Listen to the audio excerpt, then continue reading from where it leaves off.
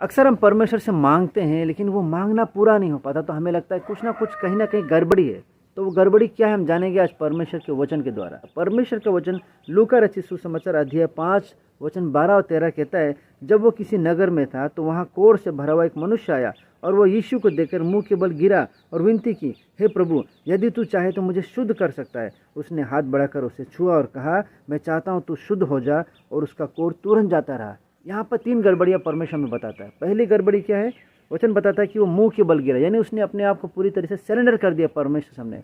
और कई बार हम परमेश्वर सामने पूरी तरह से सरेंडर नहीं कर पाते अपने आप को। दूसरी गड़बड़ी, वचन कहता है उसने विनती की, यानी उसने प्रार्थना की। और कई बार हम लोगों के पास तो समय नहीं होता परमेश्वर को देने के लिए, प्रार्थना जो हमें परमेश्वर से जोड़ता है।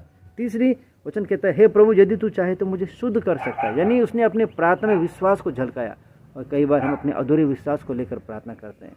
तो ये 3 गड़बड़ी परमेश्वर में बताता है।